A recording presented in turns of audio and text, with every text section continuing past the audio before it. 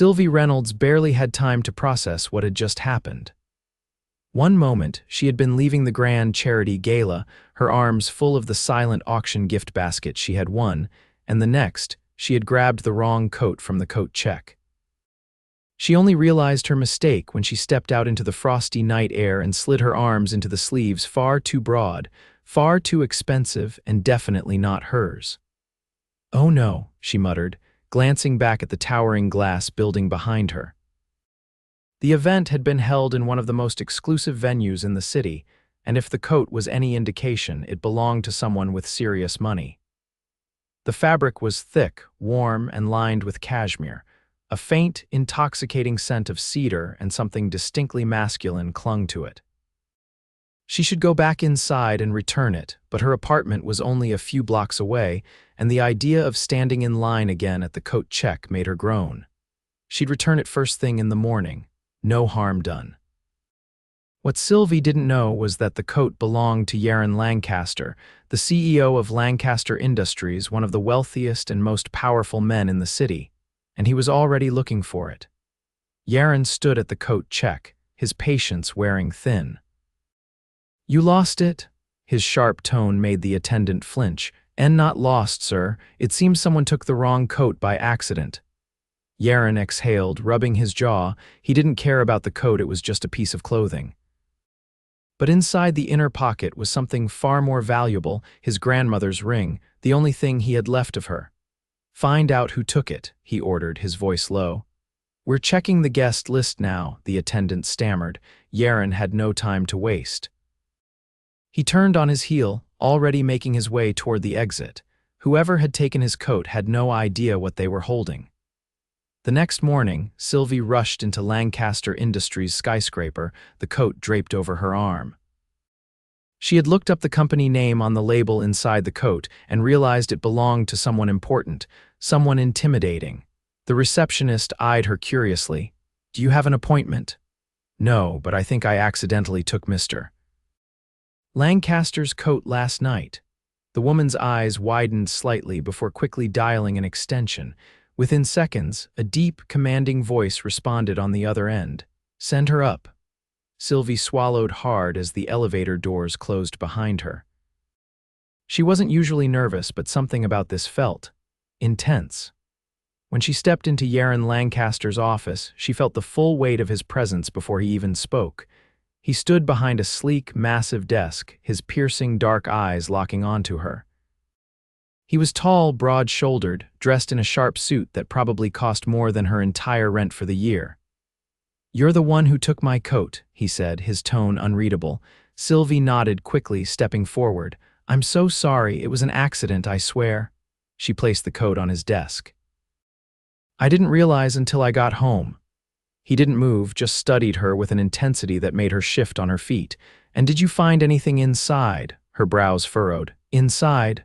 "A ring," he said, his voice clipped. "It was in the inside pocket." Sylvie's stomach dropped. She hadn't checked the pockets. She hesitated, guilt washing over her.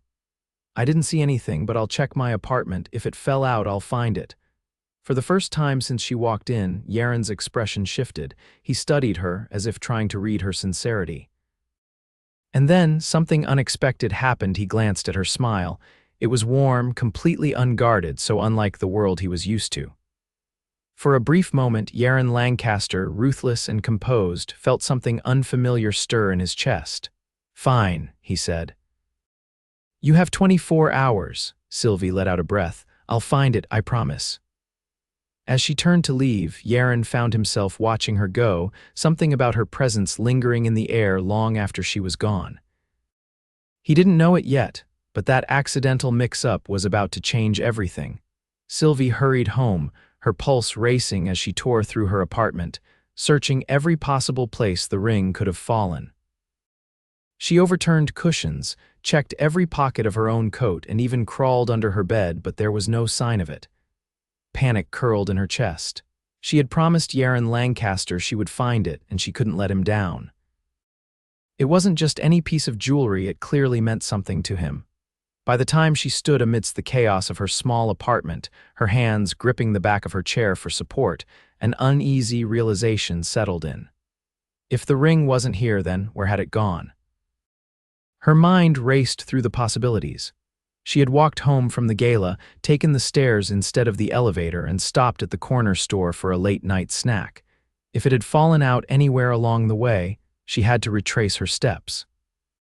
Throwing on her coat, she rushed out the door, her boots clicking against the pavement. The morning air was crisp, a chilly breeze nipping at her cheeks as she hurried down the same path she had taken last night. At the corner store, she pushed inside and approached the clerk, an older man who barely glanced up from his newspaper. "Excuse me," she said, breathless. "Did anyone turn in a ring, a small one, gold band, maybe with a stone?" The man shook his head. "Haven't seen anything like that." Her stomach tightened, but she forced herself to remain calm. Thanking him, she stepped outside once more, her gaze sweeping the sidewalk. If she didn't find it soon, she would have to go back and face Yaron with empty hands. The thought sent a shiver through her, and not from the cold. Yaron sat in his office, fingers tapping against his desk. He wasn't used to waiting. In his world, when he wanted something, it was handled immediately. Yet here he was, relying on a stranger, a woman with a bright, effortless smile, to find something irreplaceable. He didn't trust easily. Life had taught him that much. But there had been something about the way Sylvie had promised to return the ring, the unwavering determination in her eyes, that made him pause. A knock at his door pulled him from his thoughts. His assistant stepped inside, holding a file. "Sir, your afternoon meeting is, reschedule it," he said without hesitation. The assistant blinked but nodded, stepping back out. Yaron leaned back in his chair, exhaling slowly. He hated the feeling creeping in, the uncertainty, the vulnerability of placing his faith in someone he barely knew. But for the first time in a long while, he had no other choice. Sylvie stood on the sidewalk, her heart hammering as she crouched near a drainage grate. A glint of metal caught her eye, barely visible between the slats. Holding her breath, she reached down, fingers stretching as far as they could go. The ring was just out of reach, her pulse pounded. She needed something, anything, to pull it closer. Spying a discarded straw near the curb, she grabbed it, bending it carefully before sliding it between the slats. With painstaking precision, she nudged the ring toward her fingertips. It felt like an eternity, but finally, the cool metal brushed against her skin. Holding her breath, she pinched it between her fingers and pulled it free. Relief flooded her as she stood, clutching the small band in her palm. She had it. Now she just had to return it. Yaron was staring out the window when his office door opened. He turned, his gaze landing on Sylvie as she stepped inside, slightly breathless, her cheeks flushed from the cold or the rush to get here. Without hesitation, she walked up to his desk, opening her palm. The ring sat there, gleaming softly in the office light. "I found it," she said, her voice carrying the same quiet determination as before. Something unfamiliar settled in Yaron's chest. He hadn't expected her to succeed. People made promises all the time, few followed through. Yet here she was. He reached out, taking the ring carefully from her palm, his fingers brushing against hers for the briefest moment. Warmth lingered. "You actually found it," he said, studying her. Sylvie lifted her chin. "I told you I would." He shouldn't have been impressed, but he was. Slipping the ring into his pocket, he regarded her carefully. "I owe you a favor," she laughed, the sound light. "You don't owe me anything, just take better care of your coat next time." Something about her response made his lips twitch, almost like the ghost of a smile. "Fair enough," he said. She turned to go, but something in him resisted the idea of her leaving so soon. "Wait," he said before he could stop himself. She paused, glancing back. Yes, he didn't know why he said it. But for the first time in a long time, Yaron Lancaster found himself wanting to prolong a conversation. And that was something he hadn't expected at all. Yaron had no idea why he was still standing there, watching Sylvie as if she had somehow disrupted the very foundation of his carefully structured world. He had the ring back. That should have been the end of it. But there was something about her, something refreshingly unpolished, untouched by the pretense he was so accustomed to, that made him reluctant to let her walk away.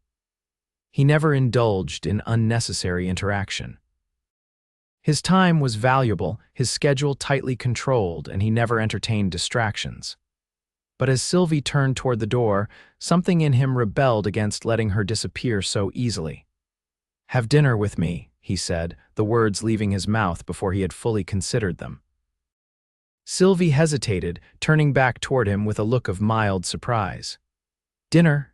His tone remained composed, as if he hadn't just broken his own unspoken rule about keeping his personal life separate from unplanned encounters. "A simple meal. Consider it a token of appreciation for finding the ring." She studied him for a long moment, as if weighing whether to accept. He could see the hesitation flicker in her expression. "You don't owe me anything," she reminded him. "I know," he said, his voice even, "but I'd like to." For a beat, silence stretched between them. Then, to his surprise, she nodded. "All right, dinner." He didn't question the flicker of satisfaction that coursed through him at her agreement. Instead, he reached for his phone and made a brief call to ensure a reservation was arranged. Sylvie, however, seemed entirely unfazed by the luxury that surrounded them. If she had any nerves about dining with a man whose name was synonymous with power and wealth, she didn't show it. The restaurant was one of his favorites, a place that required reservations weeks in advance. They were escorted to a private table near the grand windows overlooking the city skyline. The atmosphere was intimate yet refined, the soft murmur of conversation blending with the faint melody of a live pianist in the background. Sylvie glanced around before settling into her seat. "You don't do casual, do you?" she observed, amusement lacing her tone. Yaron arched a brow. "Casual," she gestured subtly to their surroundings. "This is probably the most exclusive restaurant in the city." He leaned back, regarding her with measured curiosity. "Would you have preferred a diner?" She tilted her head, considering. "Honestly, fancy places make me nervous. Too many forks, too many rules." Something about her honesty amused him. He wasn't accustomed to people speaking so freely in his presence. Most either sought to impress him or carefully measured their words, afraid of saying the wrong thing. Sylvie, however, seemed unaffected by the weight of his name. "Then forget the rules," he said simply. "Eat how you like," she laughed softly. "I don't think that's how this place works." "You'd be surprised," he said, his tone holding the faintest edge of intrigue. Their conversation flowed effortlessly from there. He found himself asking questions, real questions, ones he had never cared to ask anyone before. She spoke about her work, about the things that brought her joy, about the small moments in life that made her smile, and he listened, truly listened. It was unsettling in a way. He had spent years perfecting the art of keeping people at arm's length, yet here he was, drawn into a conversation that felt far too natural. At one point, she leaned forward slightly, her expression thoughtful. "You don't talk about yourself much," he considered her words. "There's not much to say." "I doubt that," she countered. "A man like you, there's always a story." A story. He hadn't thought about his own in a long time. His life had been a carefully curated series of decisions, each one pushing him further into the empire he had built. But when was the last time someone had asked about him as more than just the CEO of Lancaster Industries?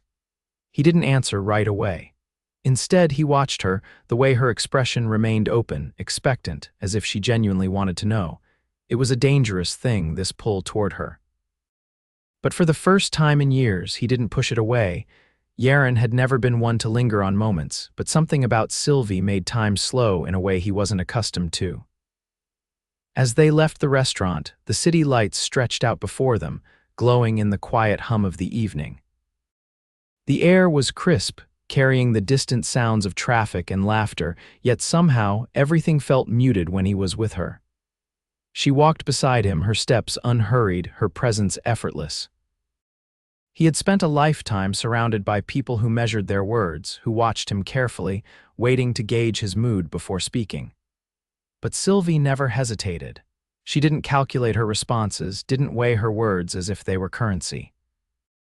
She simply existed, and that, more than anything, made her impossible to ignore. They reached the sleek black car waiting at the curb, the driver already holding the door open.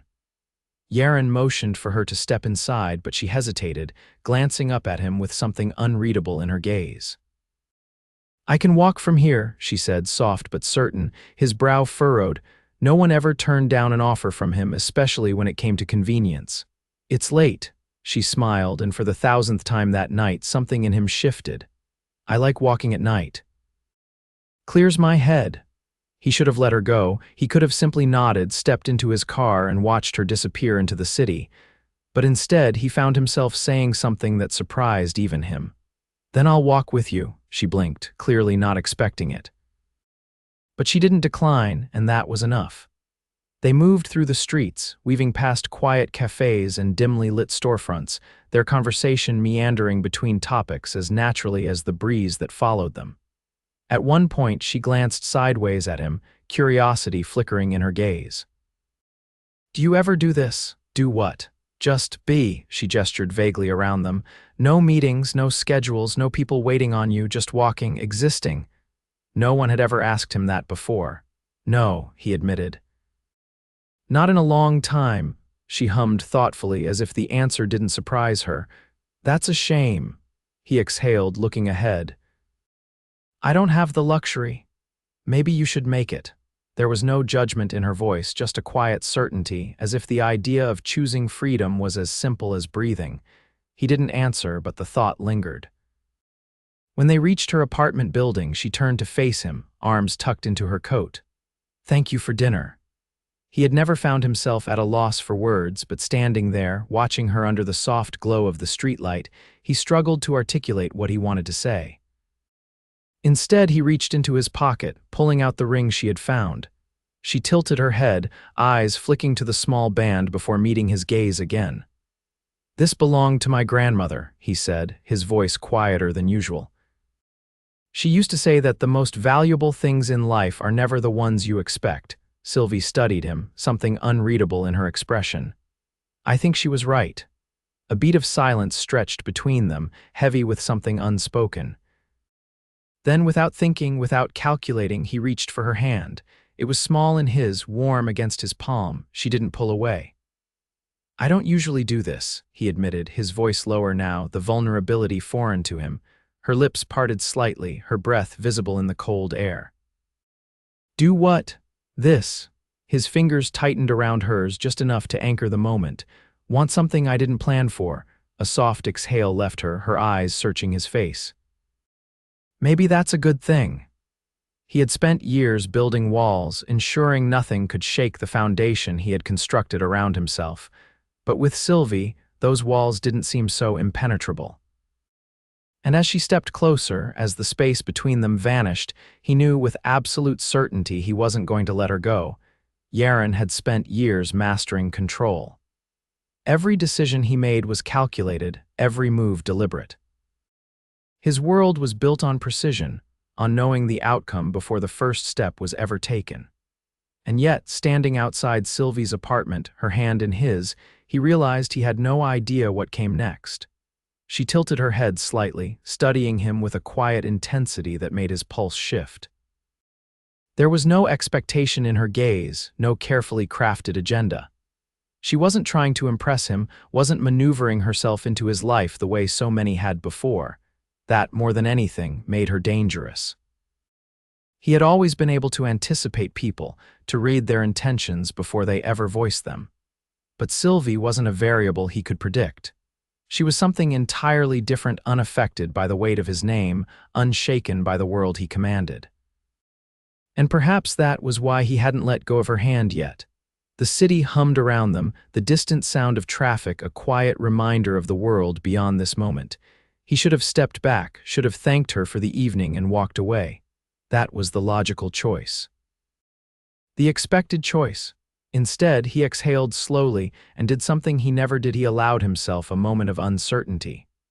Sylvie, for her part, didn't press him for answers he hadn't yet found.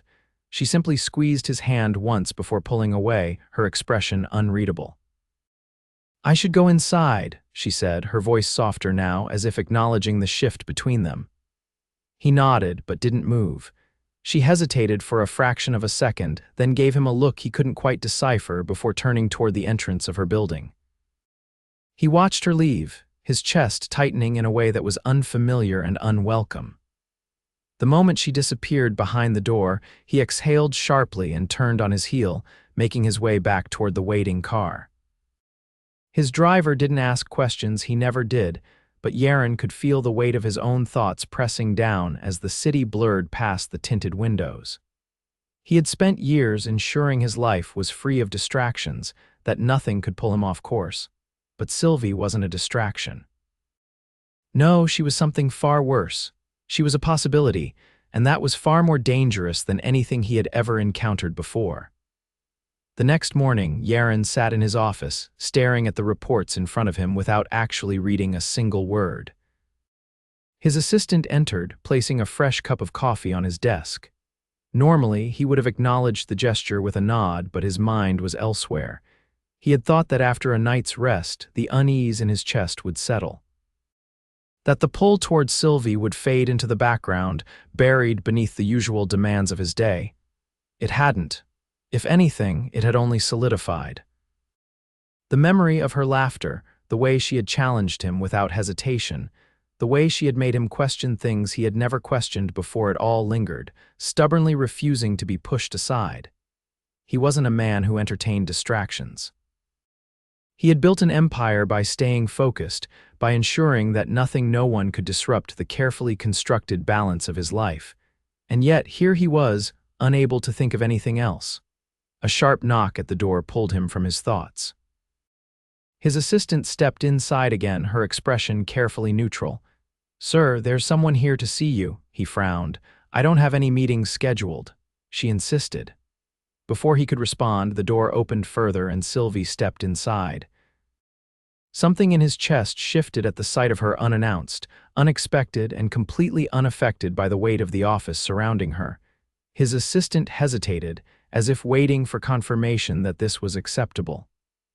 Yaron gave a subtle nod and she slipped out, leaving them alone. Sylvie, for her part, didn't seem the least bit intimidated by the towering glass walls, the sleek furniture, or the sheer power this room represented. Instead, she crossed her arms and met his gaze head-on. "I wasn't sure if you'd actually call," she said finally. He leaned back in his chair, watching her carefully. "And yet, you're here," she exhaled, a small smile tugging at the corner of her lips. "Yeah, I guess I am." For the first time in a long time, Yaron Lancaster found himself abandoning logic entirely. Because for the first time, logic didn't matter. What mattered was the woman standing in front of him. The woman who had taken his coat by accident, the woman who had unknowingly stolen something far more valuable in the process, his heart. Yaron studied Sylvie from behind his desk, the energy in the room shifting with her presence. She had come to him, unprompted, unafraid. Few people did that. Fewer still held his attention the way she did. He gestured toward the chair across from him, and she hesitated only slightly before sitting. Her gaze never wavered, her confidence unwavering in a way that fascinated him. She exhaled, tilting her head slightly as if weighing her words. He had a feeling she was about to say something he wouldn't expect. "I thought about last night," she said finally. "And I realized something." He leaned forward slightly, intrigued despite himself. "I like my life," she continued. "It's simple, it's mine, but then I met you, and now—" She trailed off, her fingers tapping lightly against the arm of the chair. "You make things complicated." Yaron had spent years refining his ability to predict people's motives, to anticipate their next move before they even realized what they wanted. But with Sylvie, he had no such advantage. He considered her words carefully before responding. "Is that a bad thing?" She let out a soft breath, somewhere between exasperation and amusement. "I don't know yet." For a moment, silence stretched between them, but it wasn't uncomfortable. It was charged, full of something unspoken, something neither of them had quite figured out how to name. Finally, Yaron stood, moving around the desk. He didn't touch her, didn't crowd her, but he was close enough that when he spoke, his voice was lower, more deliberate. "I don't do complications," he admitted. "But I'm not willing to walk away from this." Sylvie's lips parted slightly, and for the first time since stepping into his office, uncertainty flickered across her face. Not fear, not hesitation, but the awareness that whatever this was, it wasn't something either of them could ignore. She looked up at him, her expression unreadable. So what happens now? He didn't have an answer, not one that fit within the structured world he had built for himself, but for once he was willing to figure it out as they went. Without breaking eye contact, he made a decision he never would have made with anyone else. "Come with me," he said, her brow arched slightly. "Where? You'll see." The drive was quiet, not with discomfort, but with anticipation. Sylvie sat beside him in the back of the car, her fingers resting lightly in her lap, her expression thoughtful as she watched the city pass by. She didn't ask where they were going again, and he appreciated that about her. She wasn't the type to demand answers before they were ready to be given. When they finally arrived, he stepped out first, offering his hand. She hesitated for only a second before taking it. The building before them was nothing like the grand restaurants or exclusive venues he usually frequented. It was older, more understated, but still carried a quiet elegance. Sylvie glanced at him as they entered. "This isn't what I expected." "That's the point," he said simply. Inside, the space was warm, inviting. A collection of paintings lined the walls, each one telling a different story. An older man greeted them with a knowing nod, leading them toward a private room in the back. Sylvie turned to him, curiosity flickering in her gaze. "What is this place?" "A gallery," he said. "But not the kind that makes the papers." She studied him for a long moment before realization dawned. "You own this, don't you?" "Not officially." She let out a soft laugh, shaking her head. "Of course." They moved through the space, her eyes drifting over the paintings, taking in every detail. He watched her, noting the way she absorbed everything around her, how she didn't just glance at the art, but truly saw it. Finally, she turned to him. "Why did you bring me here?" Yaron exhaled slowly, considering his answer. "Because this is one of the only places where I don't have to be anything other than myself." It was the closest he had ever come to admitting vulnerability, and judging by the way her expression softened, she knew it too.